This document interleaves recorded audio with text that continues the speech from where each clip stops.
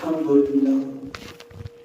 لله نحمده ونستعينه ونستغفره ونؤمن به ونتوكل عليه ونعوذ بالله من شرور أنفسنا ومن سيئات أعمالنا من يهده الله فلا مضل له ومن يضلله فلا هادي له ونشهد أن لا إله إلا الله وحده لا شريك له ونشهد أن محمدا عبده ورسوله أما بعد فأعوذ بالله من الشيطان الرجيم بسم الله الرحمن الرحيم وقال الله تعالى يا أيها الذين آمنوا قوا أنفسكم وأهليكم نارا وقودها الناس والحجارة أعدت للكافرين صدق الله العظيم. میرا عزیز و بزرگ اور دوستو، اللہ تبارک و تعالیٰ کا بھی انتہا احسان کرم ہوا کہ اللہ تبارک و تعالیٰ نے ہم سب کو جمعے کے لیے سب سے پہلے آنے کی توفیق عطا فرمائی. یہ اللہ تبارک و تعالیٰ کا بہت ہی بڑا احسان کرم ہے. جتنا بھی ہم اللہ تبارک و تعالیٰ کا شکر ادا کرے وہ کم ہے. دیکھو میرا عزیز و بزرگ اور دوستو، اللہ تبارک و تعالیٰ نے حضرت انسان کو دنیا کے اندر بھیجا اور حضرت انسان کے پیچھے اللہ تبارک و تعالیٰ نے بے شمار ذمہ داریاں ڈالی. اللہ تبارک و تعالیٰ کا حقوق، اولاد کا حقوق، ماں باپ کا حقوق، یہاں تک کہ رشتہ داروں کے حقوق.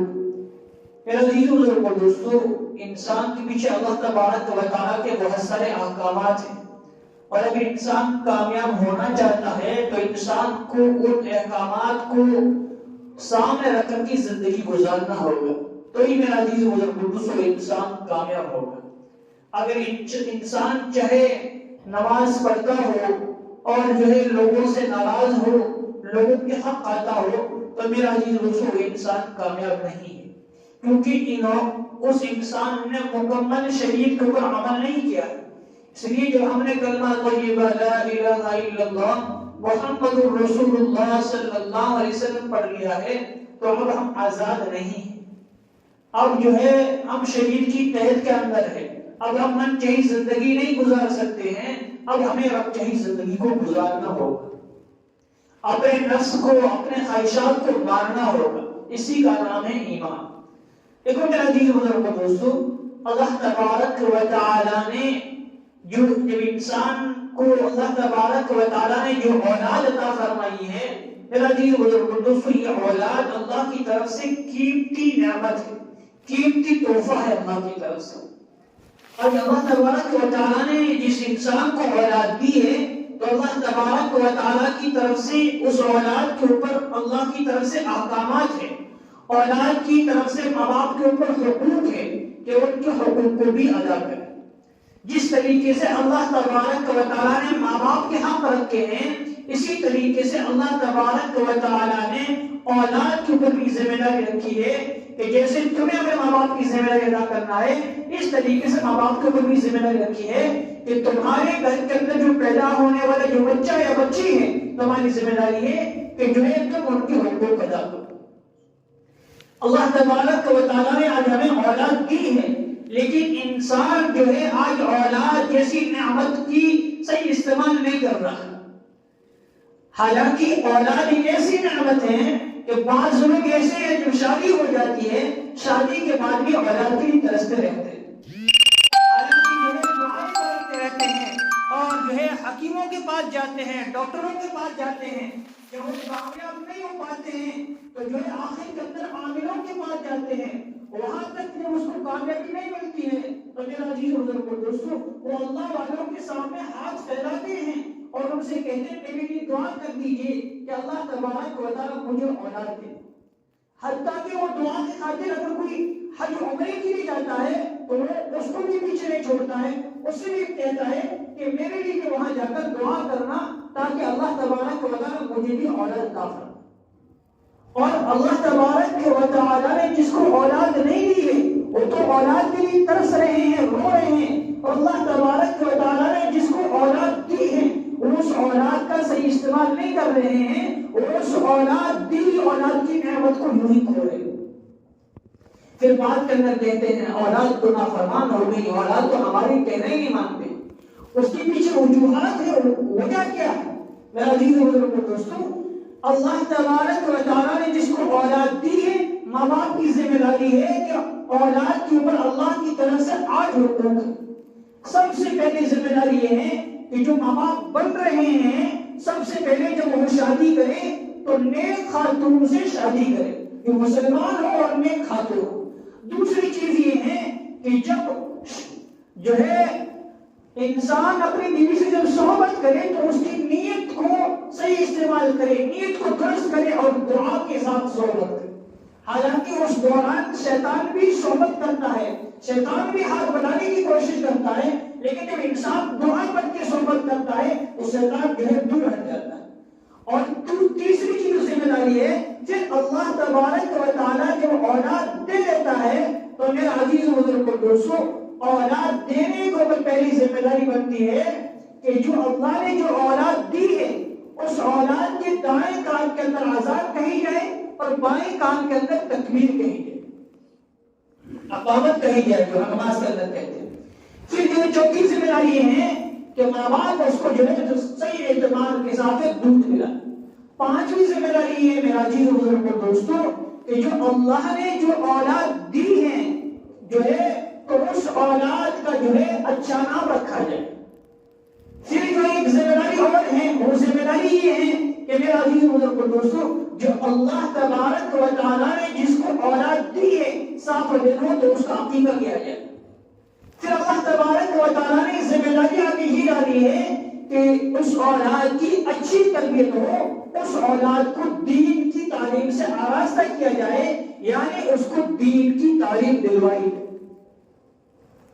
آخری حقوق جو ہے ماں باپ کے اوپر اولاد کی طرف سے وہ یہ ہے کہ جب اولاد بالغ ہو جائے، جب اولاد جوان ہو جائے تو جوان ہوتے ہی فوراً اس کی وقت مقررہ پر اس کی شادی کرے۔ یہاں تک جو ہے ماں باپ کا حق بنتی ہے اولاد کو۔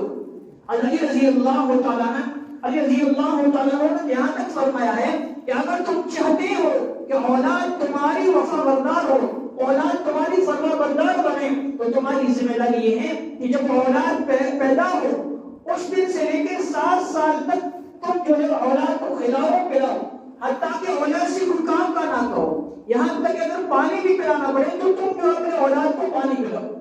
اس طرح جو تربیت کرو گے تو جب اولاد 7 سال سے 7 سال تک ہوگی تو اولاد جو ہے تمہاری فرما بردار اور تمہاری تربیت کرنے والی ہوگی۔ حالانکہ اولاد کو کھلانا پلانا ہے، لیکن اولاد کو اس طریقے سے رکھنا ہے، شیر کی طرح نگاہ رکھنی ہے اولاد کو، یہاں تک کہ پیار محبت ہو، لیکن جب غلطی کرے تو اس کو ڈانٹ ڈپٹ بھی ہو۔ اس طریقے سے جو ہے اولاد کی تربیت کرنا ہے۔ میرا عزیز بزرگوں دوستوں، آج جو میں نے جو 8 حقوق کو بتائے ہیں، آج ہم ان 8 حقوق سے بہت دور سے دور تک دور ہیں۔ حالانکہ ماں باپ کی ذمہ داری بھی ہے، ماں باپ کرتے بھی ہیں کہ اولاد کے لیے کھانا اچھا ہو، اولاد کا لباس اچھا ہو، اولاد کے لیے بائک ہو، اولاد کے لیے گاڑی ہو، ماں باپ اس کو کرتے ہیں۔ لیکن یہ جتنی بھی چیزیں ہیں میرا عزیز بزرگوں دوستوں، یہ ساری چیزیں جسم کے اعتبار سے جسم کے لیے اللہ تبارک و تعالیٰ نے 2 چیزیں دی ہیں، ایک جسم اور ایک روح۔ اصل جو چیز ہے میرا عزیز بزرگوں دوستوں، جو محنت جو کرنی ہے وہ انسان کے روح کے اوپر محنت کرنی ہے۔ اکثر ہم نے دیکھا ہوگا کہ انسان صحیح سلامت رہتا ہے، لیکن جب انسان کی جان نکل جاتی ہے تو سارے انسان کے سارا اعضاء پڑے رہتے ہیں، لیکن اصل چیز جو ہوتی ہے روح ہوتی ہے۔ تو اللہ تبارک و تعالیٰ نے جو قیمتی جو چیز بنایا وہ روح ہے۔ اور روح کی غذا کیا ہے میرا عزیز بزرگوں دوستوں؟ روح کی غذا ہے اچھے اعمال کرنا، اعمال صالحہ کرنا، یہاں تک کہ نیک عمل کرنا، یہ جو ہے روح کی غذا ہے۔ لیکن اس روح کی غذا کے لیے میرا عزیز بزرگوں دوستوں کوئی تیار نہیں رہتا، اس لیے ہمارے آپ کی ذمہ داری ہے کہ ہم اولاد کو دین کی تعلیم سے آراستہ کریں۔ آج کل ہوتا کیا ہے کہ دنیا کے اعتبار سے ہم تعلیم دلا دیتے ہیں اپنے اولاد کو، لیکن دین کی تعلیم سے ہماری اولاد کوسوں دور تک دور رہتی ہے۔ اگر آج کی زمانہ کے اندر کسی شخص کا اگر بیٹا انجینئر بن جائے، ڈاکٹر بن جائے یا ماسٹر بن جائے تو ان سے جا کے پوچھو بیٹا کی کیا حالات ہے، اور بیٹا بہت اچھا ہے، میرا بیٹا جو ہے انجینئر بن گیا، ڈاکٹر بن گیا، ماسٹر بن گیا، لیکن تھوڑی سی کمی رہ گئی۔ کیا کہنا؟ تھوڑی سی کمی رہ گئی۔ اب پوچھے تھوڑی سی کمی کیا رہ گئی کہ میں نے اس کو دین کی تعلیم سے دور رکھا ہے۔ یہ مثال جیسے میں نے ابھی ذکر کیا، یہ مثال ایسی ہے کہ کسی شخص کا انتقال ہو جائے اور ڈاکٹر کو بلایا جائے، ڈاکٹر آ کر کے دیکھے اور ڈاکٹر کہے کہ یہ آدمی اچھا ہے، صحیح سلامت ہے، اس کے اندر سے تھوڑی سی کمی ہے کہ اس کے اندر سے روح نکل گئی، اصل چیز روح نکل چکی ہے، لیکن انسان کیا کہے گا؟ اور ڈاکٹر کہے گا بھائی صحیح سلامت ہے لیکن خالی روح نکل گئی۔ تو جس طریقے سے روح کی جسم کے اندر اہمیت ہے، اسی طریقے سے انسان کے لیے دین کی تعلیم کی بھی اہمیت ہے۔ اگر ہم دین کی تعلیم نہیں لائیں گے تو پھر بچہ ماں کو ماں نہیں سمجھے گا، پھر بچی ماں کو ماں نہیں سمجھے گی، پھر بچہ اور بچی جو ہے باپ کو باپ نہیں سمجھے گا، اور جب بڑے ہوں گے تو وہی اولاد جو ہے باپ کی جو ہے گریبان پکڑیں گے اور باپ کے سامنے اپنی آنکھیں دکھانے والی بنے گی۔ کیوں؟ اس کو پتہ ہی نہیں کہ ماں کیا چیز ہے، اس کو پتہ ہی نہیں کہ ماں کیا چیز ہے۔ اس لیے میرا عزیز بزرگوں دوستوں، سب کچھ کرا ہوئے دین کی تعلیم دلائے منع نہیں ہے، لیکن ساتھ ساتھ میں دنیا کی تعلیم جیسے ہم دلا رہے ہیں، دنیا کی تعلیم کے ساتھ ساتھ میں دین کی تعلیم بھی ہو۔ اور آج اس زمانے کے اندر دونوں تعلیم بہت ضروری ہے، دین کی تعلیم بھی ضروری ہے اور اصلی تعلیم بھی بہت ضروری ہے۔ اس لیے میرا عزیز بزرگوں، وقت جو اللہ نے دیا ہے ہمارا وقت صحیح استعمال ہو، ہماری اولاد کو جو اللہ نے تحفہ دیا ہے اس اولاد کو صحیح وقت پر استعمال کرنا۔ آج اکثر مرد ایسے ہوتے ہیں جس کو اپنے حق پر تو پتا ہوتا ہے کہ جو ہے ماں باپ کا کیا حق ہے، لیکن ان کو یہ پتا نہیں کہ اللہ نے اولاد دی تو اولاد کے اوپر بھی حق ہوتا ہے۔ حضرت عمر رضی اللہ تعالیٰ کی زمانے کے اندر جو ہے ایک باپ جو ہے مقدمہ لے کے پہنچا اور ایک باپ نے جا کے شکایت کی کہ میرا بیٹا جو ہے میرا فرما بردار نہیں ہے، میرا بیٹا میرا کہنا نہیں مانتا ہے، میرا بیٹا میرا حق ادا نہیں کرتا ہے۔ اور عمر رضی اللہ تعالیٰ نے اس بیٹے کو بلایا اور بیٹے سے کہا باپ کیا کہہ رہا ہے؟ صحیح کہہ رہا ہے۔ فرمایا باپ صحیح کہہ رہا ہے، میری بھی بات سن لیجیے۔ فرمایا وہی، فرمایا کہ جیسے ماں باپ کے اوپر حق ہے، کیا اولاد کے اوپر بھی ماں باپ کی طرف سے کچھ حق ہے کہ نہیں ہے؟ فرمایا ہاں، ماں باپ کے اوپر جیسے اولاد کے حق ہے اس طریقے سے اولاد کے اوپر ماں باپ کے بھی حق ہے۔ تو فرمایا کہ جو ہے میرے باپ سے پوچھئے، میرے باپ نے جو شادی کی ہے وہ جو ہے مجوسی عورت ہے، اور جو میری امی کا جو نام رکھا ہے وہ جعل نام رکھا ہے جس کا نام ہے بدصورت۔ اب پوچھئے انہوں نے حقوق ادا کیا نہیں کی اور مجھے تعلیم دلائی نہیں ہے اور یہ میرے حقوق کی بات کرتے ہیں۔ حضرت عمر نے فرمایا کہ آپ چلے جاؤ، جب آپ نے اس کا حق ادا نہیں کیا ہے تو آپ کو جو ہے ان سے پوری جو ہے حق لینے کی ضرورت نہیں۔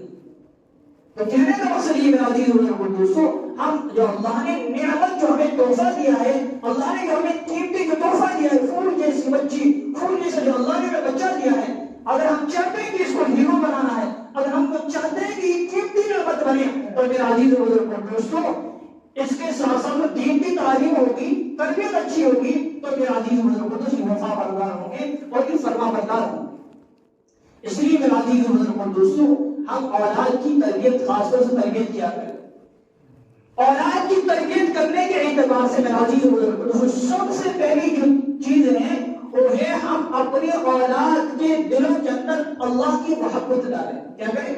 اولاد کے دلوں کے اندر اللہ کی محبت ڈالیں۔ بیٹا اللہ وہ اللہ ہے جس نے تجھے آنکھ دی، بیٹا اللہ وہ اللہ ہے جس نے تجھے ہاتھ دی، بیٹا اللہ وہ اللہ ہے جس نے ہمیں پیدا کیا، مجھے بھی پیدا کیا، تجھے بھی پیدا کیا، بیٹا اللہ وہ اللہ ہے جو ہمیں کھلاتا ہے پلاتا ہے، بیٹا اللہ وہ اللہ ہے جو ہمیں ہر چیز اللہ ہی عطا کرتا ہے۔ اس طریقے سے میرے عزیز دوستو بیٹے کے دل کے اندر اللہ کی محبت ڈالے۔ اور دوسری چیز جو ہے تربیت کے اعتبار سے ہے وہ بیٹے کے دل کے اندر اللہ کا خوف اور ڈر ڈالے۔ آج یہ چیز ہمارے اندر بہت کم نظر آتی ہے۔ بیٹے کو ڈراتے ہیں، کیسے ڈراتے ہیں؟ بیٹا سو جا نہیں آ جائے، بیٹا سو جا بھول آ جائے۔ حالانکہ ہونا یہ چاہیے کہ آپ بیٹے کو ڈرایا جائے تو بیٹے کے دل کے اندر اللہ کا خوف اور ڈر ہو۔ بیٹا اللہ وہ اللہ ہے جس نے تجھے پیدا کیا، جس نے مجھے پیدا کیا، وہ رات کے وقت اندر بھی دیکھتا ہے، وہ دل کے اندر بھی دیکھتا ہے. جب بیٹا کوئی انسان برائی کرتا ہے تو اللہ اس کو بھی دیکھتا ہے. اب ہم انسان کے اور بچے کے دل اللہ کا خوف رکھنا جانیں گے تو میرا عزیز بزرگ پھر بیٹا جو ہے ہمیشہ اللہ سے ڈرتا رہے گا. حتیٰ کہ اگر بیٹا جب بڑا ہو جائے گا رات کے وقت اندر بیٹا اندھیرے کے اندر الگ سوئے گا اور جو بیٹے کے ہاتھ میں موبائل ہوگا تو بھی بیٹا وہ جو ہے بری چیزیں نہیں دیکھے. کیوں؟ وہ سوچے گا کہ باپ نے دل ڈر ڈالا ہے کہ جب انسان اکیلا ہوتا ہے تو اس وقت بھی اللہ کی ذات دیکھتی ہے. اب اس کے دل اللہ کا ڈر ہوگا تو میرے عزیز بزرگوں دوستوں وہ انسان اللہ سے ڈر کر کے زندگی گزارے. جیسے کسی انسان کے دل کے اندر بھوت کا ڈر بیٹھا دیتے ہیں, بلی کا ڈر بیٹھا دیتے ہیں تو ہمیشہ ڈرتا رہتا ہے. اس طریقے سے ہمیں اللہ کا ڈر ڈالنا ہے دل کے اندر. آج کل ہمیں ہمارے دلوں کے اندر اللہ کی اہمیت اور ڈر نہیں ہے. اکثر کیا ہوتا ہے بچوں کو جب ہم رات کو سلاتے ہیں تو ہم کیا کہتے ہیں, بیٹا سو جا, صبح جو ہے تجھے اسکول جانا ہے, تجھے جلدی اٹھنا ہے اسکول جانا. اب بیٹے کا محبت جو ہے ماں سے ڈالی جا رہی ہے, بیٹے کی محبت جو ہے اسکول سے ڈالی. ہونا ہی چاہیے کہ بیٹا جلدی سو جا, تجھے صبح اٹھ کر کے نماز کا اہتمام کرنا ہے, تجھے جلدی اٹھنا ہے, نماز پڑھنا ہے. جب بیٹا جلدی اٹھے گا نماز پڑھے گا تو سارے کام سامنے آ جائیں گے. اس لیے میرا عزیز دوستوں کہنے کا مقصد یہ ہے کہ ہم سب سے پہلے یہ کریں کہ بیٹے کے دل کے اندر اللہ کا خوف اور ڈر ڈالیں. تیسری چیز جو تربیت کی وجہ سے ہے وہ یہ ہے میرا عزیز دوستوں کہ ہم بیٹے کے دل کے اندر نبی صلی اللہ علیہ وسلم کی محبت ڈالیں کہ بیٹا ہمارا نبی آخری نبی ہے, جو اللہ نے اس زمین آسمان کو بنایا ہے یہ ہمارے نبی صلی اللہ علیہ وسلم سب کے توفیق کے اندر بنایا. ہمارا نبی عظیم الشان ہے, ہمارا نبی ایسا ہے کہ اللہ تبارک و تعالیٰ نے اگر ہمارے نبی کو زندہ نہیں فرماتا تو دنیا کے اندر کوئی چیز اللہ پیدا نہیں فرماتا.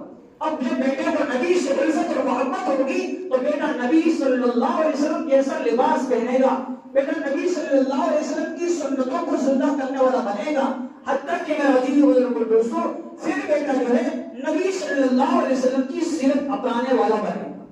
اور چوتھی جو چیز ہے وہ میرا عزیز دل کے اندر بیٹھانا ہے وہ قرآن کی عظمت اور قرآن کی محبت جو ہے اولاد کے دل کے اندر بیٹھانا ہے. وہ کیسے بیٹھے گی؟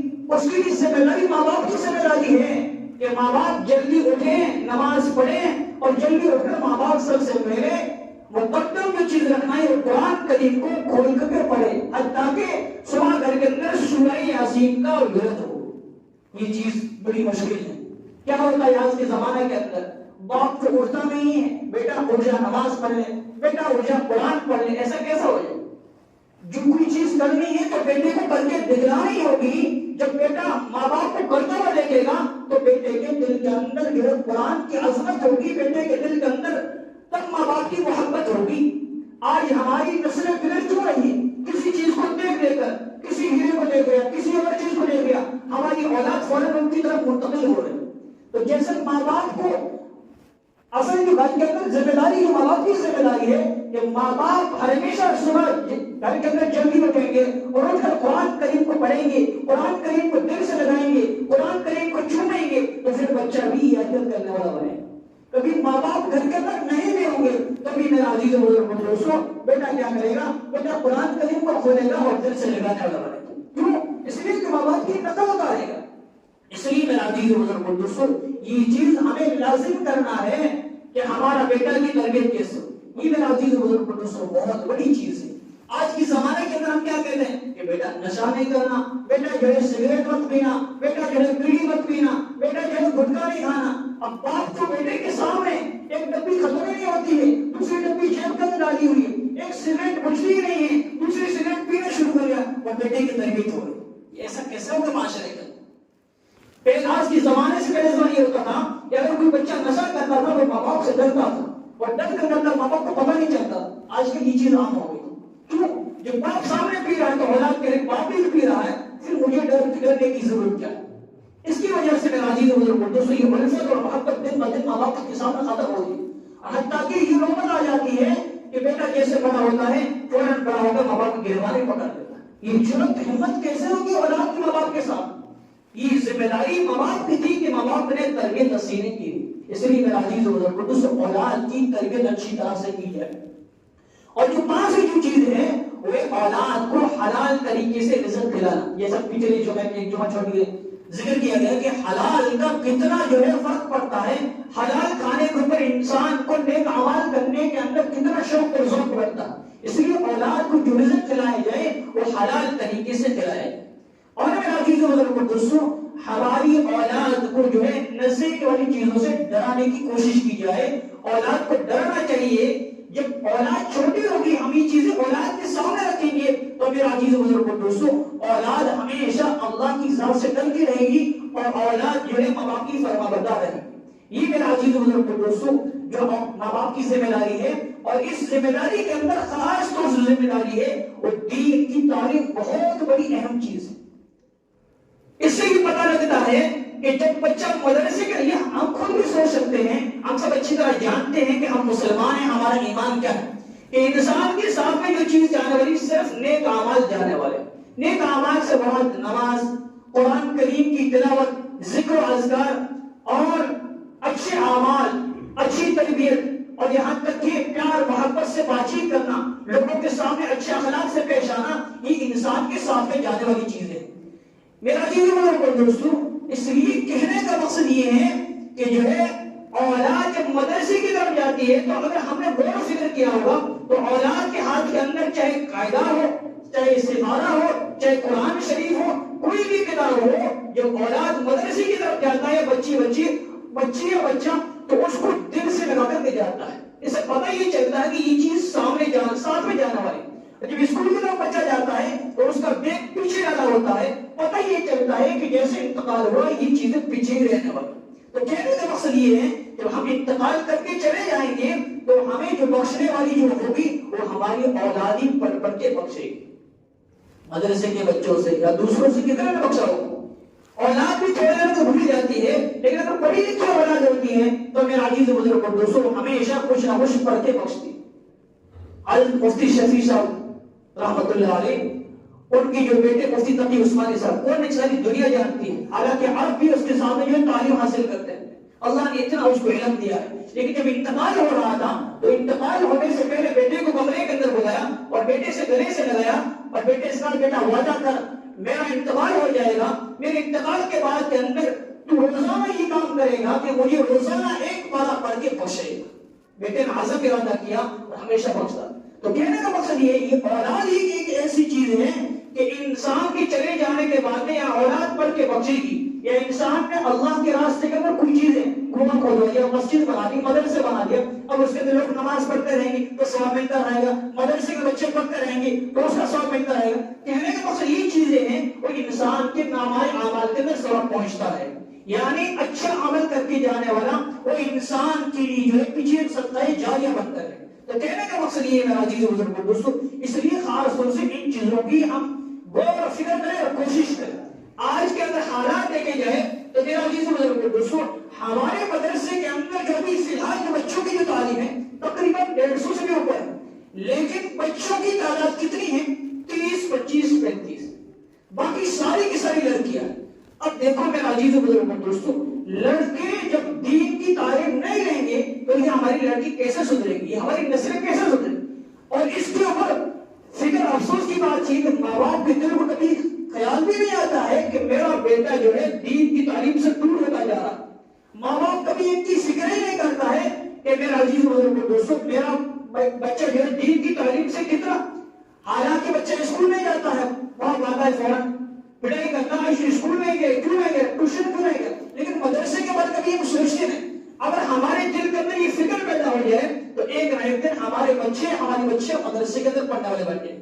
تو خاص طور ان چیزوں پر عزم ارادہ کریں کہ انشاءاللہ ہم اپنی اولاد کو جو ہے مدرسے کے اندر چاہے آدھا گھنٹہ جیسا, خاص طور سے ابھی آپ نے کہیں دیکھا ہوگا عصر کے بعد پڑھانا کہیں مدرسے کا ٹائم نہیں ہے, کہیں بھی عصر کے بعد جو وقت ہوتا کھیلنے کا وقت ہوتا.